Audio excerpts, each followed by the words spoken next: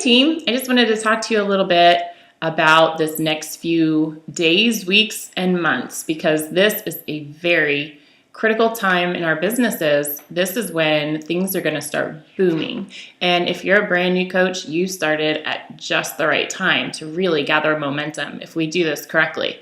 So I thought I would give you a little bit of a timeline to help you know exactly what to focus on now and in the future, in the next couple days, weeks, and months. If you can start in November even and really start getting some new clients, seed planting, so even just getting the word out there and letting people know that you're a health coach now, inspiring them with 30 Days of Hope all through November, now in December, and all the way up until about the 15th of December. That is a good time frame for that. You're also going to be just engaging pre-clients, chatting with them. You may have just talked to them one or two times. They may have said no, not yet. That doesn't mean no forever, even if they thought that that's what that meant, because a lot of times you're going to find that when they tried to do it on their own, by January, February, March even, it's not working. And whatever your clients are doing, it's working, and they want that. So just know that it's seed planting, and no's are usually not yet. Okay. So start layering now. Don't necessarily advertise yet, but if you're just talking with people, or you may even just kind of say, we have a challenge coming up in January. It's going to start on the 12th of January. So we have time even the end of December, beginning of January to really be pushing the challenge. If a couple of you have been involved in some challenges in the past, either as a client or as a coach, you know that they can be very big builders for your business. And not just for clients and potential clients, even for potential coaches. They see how fun you're having in the challenge, and they want to do what you do. And Terry Miller does a really good job of doing the weekly questionnaire that she puts out. And a lot of times it'll ask, are you interested in coaching? And so it's a great way for them to be doing the work. All you have to do is plug them in. So that's not even a hard thing to do. If you can, start sponsoring coaches now. Start talking to people about health coaching. You don't have to reach a certain rank or feel like you know what you're doing fully to even start sponsoring coaches, because you have a business mentorship team that is willing and able to help you do that. We can basically raise up those brand new coaches for you so that you can see how it's done. It's very much on-the-job training right from the start. So be thinking about coaches. Coaches are definitely going to be the way that you build a team and a health coaching practice. Bring them on as clients right away first, but they might even start with the intention of coaching immediately. Okay, if you are an ED and above, start thinking about Go Global. It's going to be in April, but I'm not sure exactly which city it's going to be in yet. But be thinking, looking, and planning for Go Global in April. Okay, so by December 15th, that first rush is going to start of people who want to start any program. They're starting to think about anything that they're going to do January 1st. So really be intentional. Put yourself out there, because they're looking for a program, whether or not it's yours. They're going to be picking something. They're going to be doing something. So you want it to be you. You want them to come to you. So that first rush, you want them to really be ordering by December 15th so that they can have their stuff ready to go by January 1. December 26th through the 28th.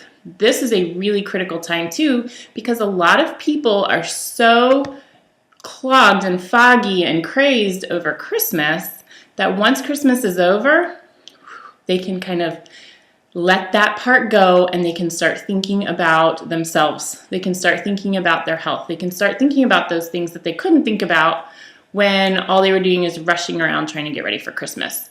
So again, they're going to start wanting to have information for January 1 as well. So that's kind of the second phase of people. The first phase was by the 15th of December. The second is the 26th to the 28th. Revisit with a lot of people that you may have talked to in November and the beginning of December, but they were just too foggy and clogged to even really hear you. They may have even said that. They may have said, let's talk again after Christmas. I think I'll be a lot more able to hear you. Okay, so then by the 1st of January through the 7th, touch base with people for the challenge. At that point, whoever was going to get started on January 1, they're getting started. So really helping those first new clients in their first week on program, also touching base with a whole bunch of new people about doing the challenge. Maybe they talked to you about program but didn't have the finances or the time or the energy right now, but they would be willing to do a free challenge. Well, it's actually a $20 challenge, but it's not, a $300 program. Okay, so the challenge starts if you are a coach who lives in some of the super regional cities, and I will get a list of what those are because I don't even remember them all. It's usually Portland, San Diego. I think there's one in Phoenix this year. If you are in a city that has super regionals, I highly, highly, highly recommend that you can get there. And I would love to get that list so that you guys can know if you have other coaches on your team, or even clients are welcome to go to those if you think that it would jazz them up in order to even coach. Okay, so by February 23rd, the challenge is finishing up. A lot of people who did the challenge as pre-clients, as not clients, will probably join you as clients. They may even join you as clients, coaches, and clients that are on the challenge may join you as coaches. Also, December, January, February, those months are growing in your business, usually with frontline volume, because people want to try it on their own first and then they realize it's not working. March is typically known to be a very, very, very high frontline volume boom in March. There are the most EDs in March traditionally, and most 10,000 frontline volume big thinkers club, they call that. Most people hit those types of ranks in March. So with the challenge finishing up on the 23rd, you could really be capitalizing on that as well, having people start with you in March. So those are some things to think about over the next few months. If you would like to, I highly recommend getting out Christmas cards, maybe creating a Christmas newsletter that talks about the fact that you've become a health coach. I have referral cards that I put in mine.